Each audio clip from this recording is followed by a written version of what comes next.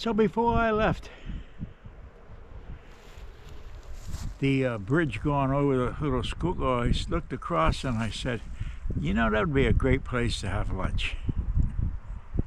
So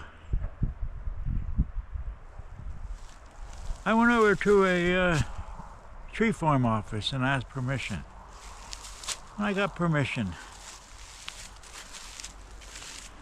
Took a little walk on the bed, and well, it didn't take much.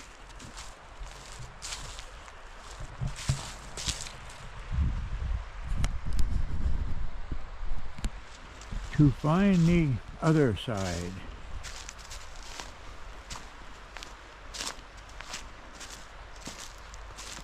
Of the Lehigh Valley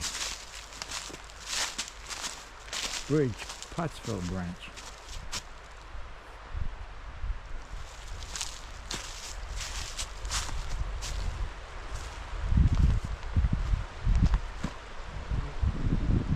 There it is.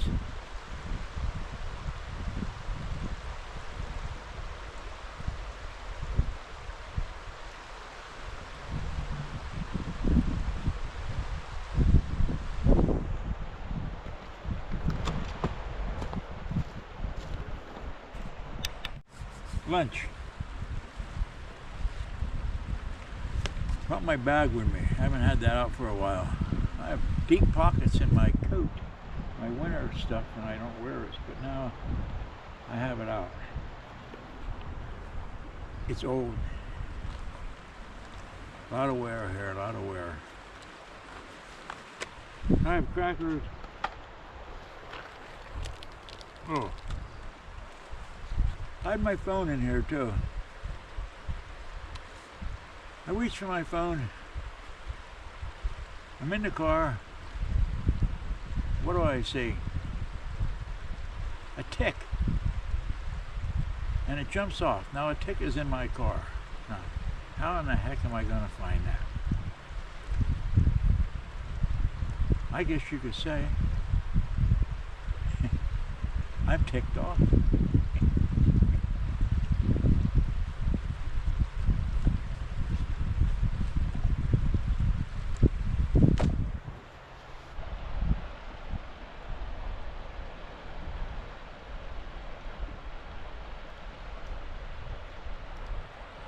The little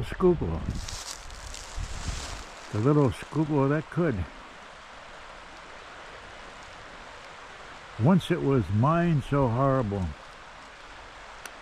fish couldn't live.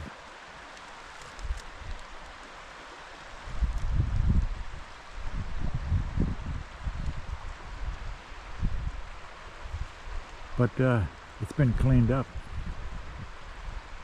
It's good fishing.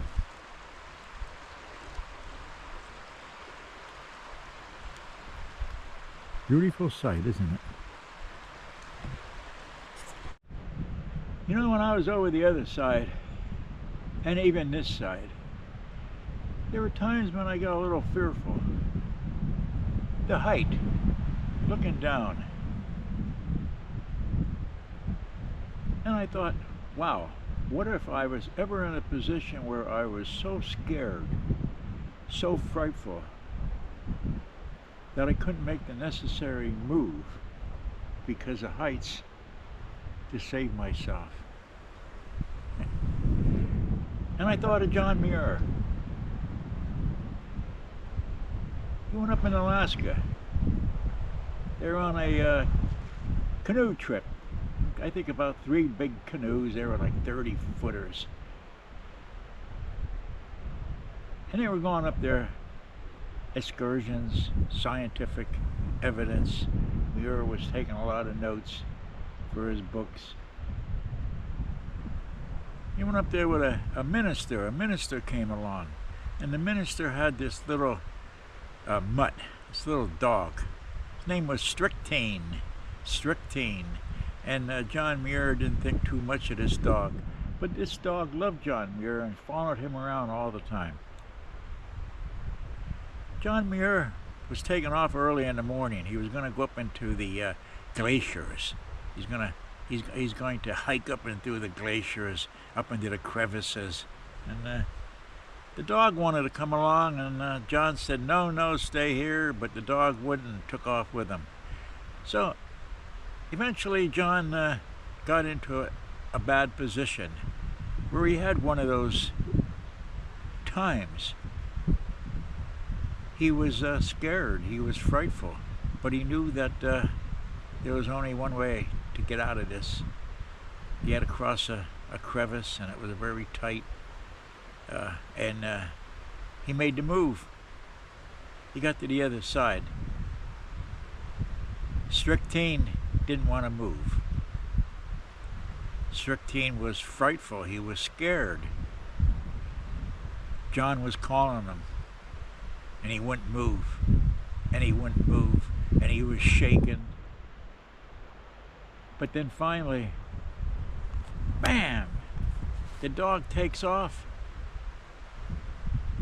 hits that one little edge that he needed to hit, takes off, he makes it up. Oh, he made it over. The dog, Stricteen, John Muir writes, then took off and did a circle, the tail wagging, and he's barking and howling away, doing this circle. He was so glad. He was so enthused that he made it. Isn't that something? Yeah, so if I ever get into a position like that, maybe that's what I'll do too. Run around in a circle and hoot and holler, be so glad that I made it. Isn't that something?